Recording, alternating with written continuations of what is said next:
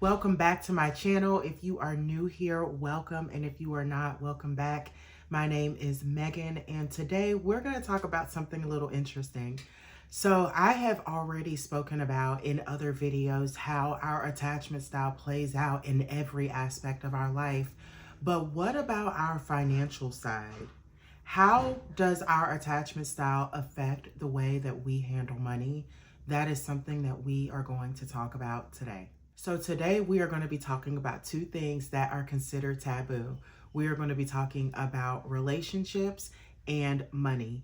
Now, no one wants to talk about their spending habits, but as I have said before, a lot of the things that happen to us in childhood and the way that we perceive the world, it plays out in almost every aspect of our life, including the way we spend money. So let's just go ahead and jump into the video. Now, I'm going to start out with secure attachment.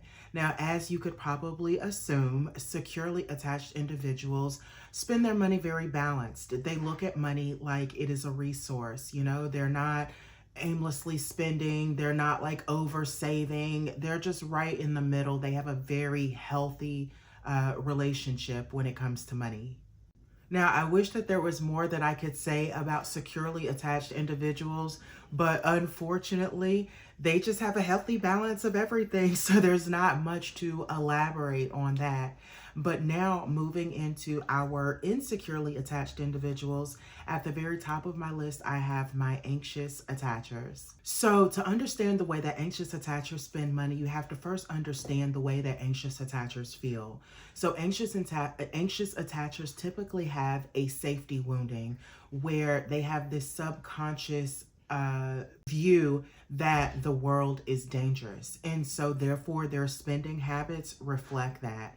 Anxious attachers are the ones that may be overspending, or they'll find themselves living in a home that is outside of their budget. Anxious attachers look at overindulging as like a very normal thing. And sometimes even the spending habits can happen as a means to forge friendships, going out and buying a round for the crowd when they only have just enough for that round in their bank account. Those are some of the typical behaviors of anxious attachers in the way that they view money. And because they are constantly on these emotional highs and lows, that is how their money habits reflect.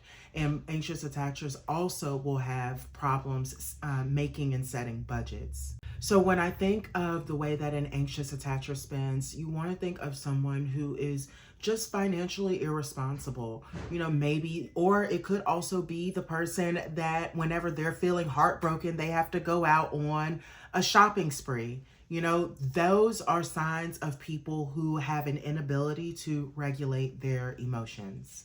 And ultimately, as I just said, money is a resource, but for many of our insecure attachers, it's not just a resource. There is a lot of emotional push-pull with it. Now, for avoidance, we have on the opposite end. So avoidance, that is an attachment style that strongly values independence.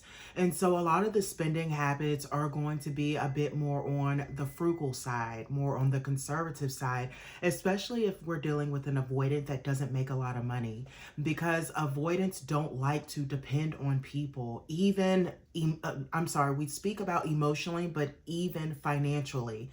So when it comes to money, avoidants typically spend very conservatively, they save a lot, and they're also very frugal with their spending. And I find it so ironic that these two always seem to end up together. And then last, we have disorganized attachment, which can also be named fearful avoidant. And that's where you're going to get a mix of the two. It's feast to famine. Either they're spending, or hoarding. There really is no in between.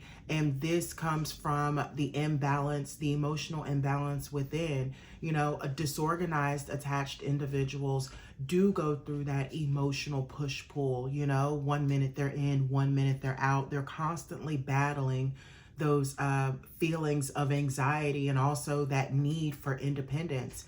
And so the money behavior reflects just that. And typically the correlation with the way the way that disorganized spend their money is with whatever emotion they're feeling. If they're leaning more towards their anxious side, then that's when the overindulging is happening.